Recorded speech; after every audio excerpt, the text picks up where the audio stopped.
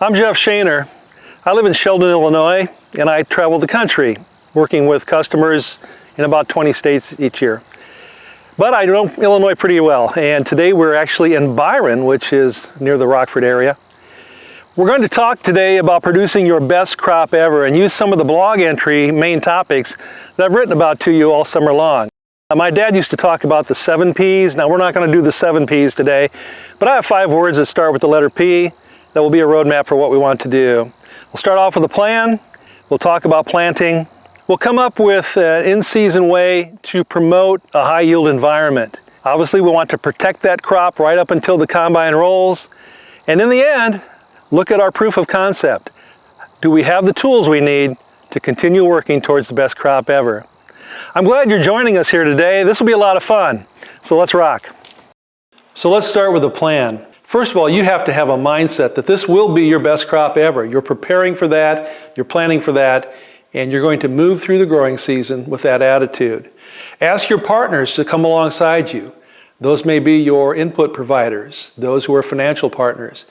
And are they planning to help you get the best crop ever? And let's also talk about product selection. There are a couple of criteria that are very important to you when you're selecting the right product to plant out in the field. Obviously, you want the best price you can get. That's a big part of it. You want to have a trait package, a herbicide resistance package that meets your goals. And there are several good ones out there. My company provides a leading trait package as well. But most of all, I think you need to select the right genetics for each field that you have on your farm.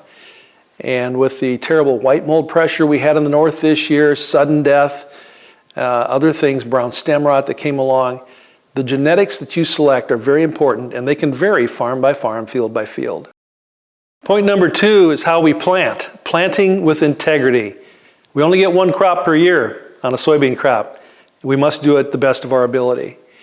How do we do that? Well, you've heard in the past, plant to moisture. I actually would say to you, you need to plant towards 5 criteria.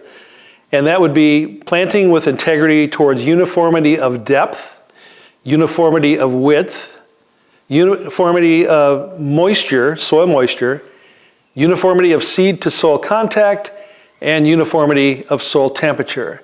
If you place your seed where you've reached a uniform position on all 5 of those fronts, you have a highly successful chance of getting that crop to emerge all at once. And that's where yield comes from, along with planting date, which is pretty important too, on establishing your yield potential. Yield comes from each plant being a full producer out there on the farm. And so I have some samples of that. I'd like to talk about a situation of a farm that I follow, a very good farmer, a nice guy, who doesn't always plant with integrity. And let's take a look at what happens when you do that. Now, those of you with precision row units, many of our farmers across Illinois do an outstanding job of placing seed in the ground. With the price of soybean seed where it is now, you can't afford to waste seed out there. We plant with all the integrity that you would on your corn crop. In this particular farm, you can see where the full producers, those first emergers, look like, what they look like out there in the field. Fully potted from top to bottom, good branching going on there. This is what you want every plant on the farm to look like out there. This particular farmer, though, doesn't, I think, get out and examine if he's achieving his goals on placing seed in the ground. And a lot of seed gets on top of the ground, some's down 1.5 inches or 2 inches, some is barely in the ground at all, and those plants emerge over the course of 2 weeks. I asked you in one of my blog entries this summer to go out and examine, keep track of those ones that emerge late, and notice that they do not become full producing plants. And so over here to the right of this demonstration, I pulled up on this particular farm all those late stragglers that came up after the fact. And they become little more than weeds, subtracting away from the full producers in the crop. There's no reason each of these plants could not have been a full producer themselves. They were planted the same day with the same equipment. What was missing was the right integrity to place every seed in the proper spot that meets all 5 of those criteria we talked about. After planting with integrity, our third aspect is to promote a high-yield environment all through the growing season. Folks, never give up on the crop. The worst thing you could have done this summer after a dry June and early July would be to have stood in your field at that time and think this crop is not worth my best efforts. Because when you say that, this year or any year, you mostly will be wrong. The resiliency of the varieties that we work with now is so good compared to years past that you can't make that determination at mid-season. And many people now harvesting 65, 70, 75, 80 bushel soybeans across the Midwest, even after a tough start to the summer. So look at your activities. Do you need more fertility, boron, sulfur, some of those side nutrients that you may not be thinking about up front? Is your crop receiving everything it needs to work at its best? Is a fungicide application something that you need to incorporate at this time of the year? Pest pressure, are you taking care of weeds, insects, whatever diseases can be controlled? Because pests are like soybean hackers, all right? They're like computer hackers working on your soybean crop.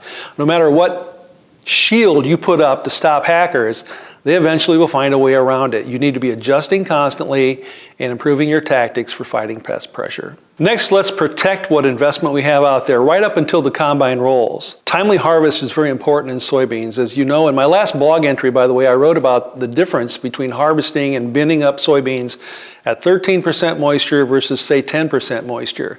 And at today's prices, folks, that can be the difference between a 30 to 40 bushel gain or loss per acre on your soybean crop this year.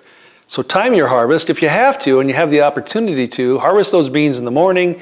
They can lose several points of moisture just as the day goes on, and it's been so sunny lately here that this crop is drying out fast. And switch over to corn if you have that possibility to do so. Come back later when the crop is hydrated again and picks up moisture. Also, protect against late insects because there are instances I can point to year after year where somebody thought they were in the clear right up until harvest, and late season insects provided pressure that knocked off soybean yield. I can think of a time in September where we had a late influx of aphids.